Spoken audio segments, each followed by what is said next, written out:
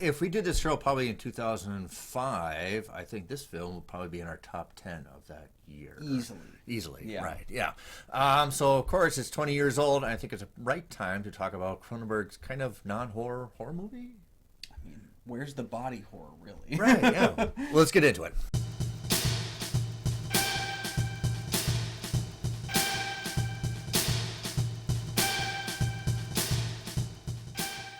Hey everybody, I've been hiding under assumed name, Kyle Goethe from GoatFilmReviews.com. I'm Nick for the St. Paul Filmcast Reviews, and today we're talking about from 2005, David Cronenberg goes non-kind of horror movie, but also comic book, but against, then after he made a statement that he's against comic book movies, and that's a whole kind of spiel. Also, check out our other film critic colleagues at MinnesotaFilmCriticsAssociation.com as well. So, with A History of Violence, the title is kind of a surprise. I don't think it would be much of a surprise. What's going on? The film follows the history of when small-town diner owner Tom Stahl foils a robbery and saves his staff, he and his family are targeted by a criminal family who believe he is hiding his true identity. Now, sadly, I used to have a copy of the comic book. I kind of lost it. I think I gave it out to a person. I don't remember, and they never returned it. But it's same title. Also, it's a little bit of art in the story. I don't want to get into details, but I think the tone matches very much of this. Yeah, Josh Olson, who wrote the screenplay, also wrote a really great animated Batman film called Gotham Knight. Josh Olson wrote the screenplay, and he said he based it basically on like the bones of the graphic novel and the ideas and the style, and he had always had this plan to kind of be something that's emblematic of the graphic novel without being the graphic novel. And I always like, as kind of a surprise, I can see the inspiration kind of like a Stephen King kind of a story here. Even though we don't really have monsters, but also we have people who kind of, the duality of things. Yeah. Which Stephen King loves to digest, and the dualities of, I can get rid of this person and change who I am. I'm Tom or John or something like that. Vigo's very impressive with this. I would probably, if I did put up on as an Oscar category as well. Yeah, he said it was maybe the best thing he'd ever done, and we're talking about a guy who 2 years prior had finished did Lord of the Rings, the greatest trilogy of all time to some people. He's fantastic in the film, and I think it's partially because when you know how his speech is outside of film, it's always shocking to me how many different accents he's able to pull off, including this type, which seems easy until you have to do it. Yeah, it's almost like, I feel like if I was a director, I won't tell him the secrets. I would just tell him, no, this is your side A character. Stick with it until I reveal more about the other story. Interesting note, I do love the intros. One of the most fascinating intros because it has nothing to do with the star characters. These are kind of characters that bring the story into town. It's almost what would be something like a catalyst kind of characters that kind of kickstart it. But also, they bring in their baggage as well of this plague of violence happens all over the place. Yeah, I always saw it as kind of a fuse, because even that opening shot is a straight shot from one end to the other. Very it's almost clever. like the burning of the fire as it's about to head towards it, and we don't get that explosion for a while. What's so fascinating to me is how interesting the first act of the film is as its own little short film.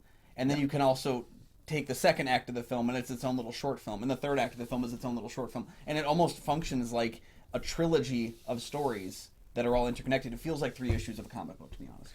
Yeah, I should have flipped my notes open. Besides inspiration, small town, you have dualities of people, history of violence. You also have school bullies and a kid taking on the bullies. It's another kind of a Stephen King kind of a thing. The turn, I do like this revelation, like maybe, because the whole time, the first time I watched it, like maybe they really do have the wrong guy. Up until they reveal it, I think it is almost impossible to know. Yeah. You know, I watched the film not knowing anything about the original graphic, now even anything at all. Right, I've read the graphic novel. Where was it going to come from? And as I'm watching the movie, I'm convincing myself it's going to go one way, and that's when it pulls the rug out. And I think that's such a brilliant thing, and the fact that the movie doesn't hurt when you find it out, because usually that's the kind of thing when you get the big explanation, you're kind of like, okay, when you rewatch it, it doesn't work as well. This still does. So, rounding out the cast, you got an experienced actor such as Ed Harris. You got William Hurt. Completely forgot about that. He's in there. Academy Award nominated William Hurt for like 10 minutes of screen time. Right. That's how big of a draw it is. Also, really somebody that did a lot of movies in the mid-2000s. Sienna Miller. Maria Bello. Oh, Maria Bello. Mirabello, yeah. Who actually kind of had a screenwriting credit on the movie The Woman King from a couple years ago. So she's been doing a little bit of writing in addition to taking over for Rachel What's Weisz. that Irish horror movie that she did? There was like a cliff and all that same kind of very blue, dark. I don't know. All right. But yeah, she's got that kind of thing about her. I mean, Prisoners and Lights Out and that kind of stuff, where Maria Bello is Lights kind of Out. the actress you don't talk about. But then she's consistently putting in good work. And I think How she did he kind of convince draws her the to do short that cheerleading scene? I mean, Cronenberg convinced a lot of people. And in fact, that really comes down to the only flaw I have with the movie. And it's a rarity for me in that I don't think either of the sex scenes work I was the just way going that to talk about Cronenberg it. wants to. Take out the cheerleader scene. Cronenberg specifically added those two in because he wanted to have a dichotomy between what we know at one point in the film and what we know at the other point, and the two sex scenes are supposed to be showing us how the characters have changed. And I do think it's the one weak spot of the whole film. I don't think either one of them work. I think the first one I think both of them seem really awkward. No kidding, it's awkward. Yeah. Specifically on the staircase, and the fact that they had to they filmed the movie out of order, so they had to cover up bruises for when they shot earlier scenes. It's just a really odd thing. She's a cheerleader and then you're supposed to they're beyond the years of like the cheerleading thing. It's just kind of gross. Also. Yeah, I think they carry a really nice romance to what they have, and like a really like a companionship.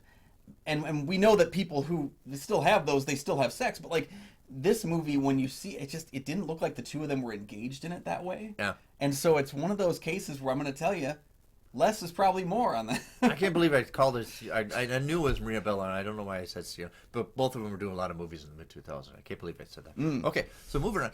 I think what really is effective in this movie is mistaking all the little plot holes. I'm not going to judge a movie about plot holes. Is that metallic tone throughout the movie, that aesthetic, that dark colors like maroons and blues and violets and stuff like that. It really like weights the movie.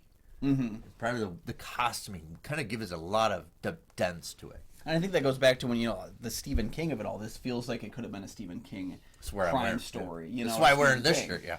And it has that small town America perversion in a lot of ways, or even how Lynch would do that with a number of his films, particularly. Make it really glorified and then just desecrate it. Yeah.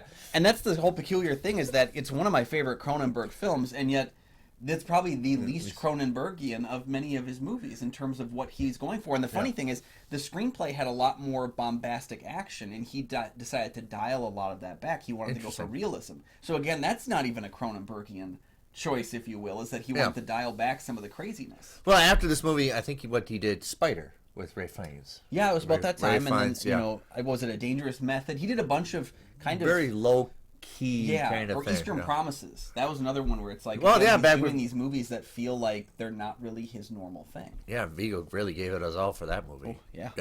Right. Only he was wearing a cheerleader outfit. Right. So, overall, nice to go back after 20 years to see. Definitely maintains. It keeps a weight with it. Yeah. Yeah, I specifically remember that 20 years ago when I picked this DVD up, and I was like, I've got to watch this. I can't wait to see it. I missed it in theaters. One of the last VHSs ever released. And I bought the DVD and I brought it home. Really? And I remember paying for it with my own money because I wanted to see it so bad. And this was when I finished watching it and restarted it immediately afterwards. And I think it's because of its tight 96-minute runtime. No shit. It doesn't give itself any time to waste. It's all meat, no fat. Yeah. So, strong recommendation. Still a history of violence. What do you think of our assessment? Keep the conversation going. Hit the like and subscribe button. We always like to have our audience reach out to us and correspond with them as well. Yeah, and if you check out that Patreon link down below, we actually have a very old episode of Picks with Kyle and Nick where we did our top Cronenberg films. It's back there. You can find it if you join the Patreon down below. Deep, just like the movie. Yeah. And it's full of Cronenbergian weirdness. Yeah. Thank you so much for joining us for another episode of Kyle and Nick on Film. You can check out my reviews over at goatfilmreviews.com, and we've got some really cool stuff showing up from Severin Films with some new physical media reviews over there as well. You can check out my reviews written down at St. Paul Filmcast Reviews. Also, you can check out my show, the St. Paul Filmcast, as well. New episodes are coming.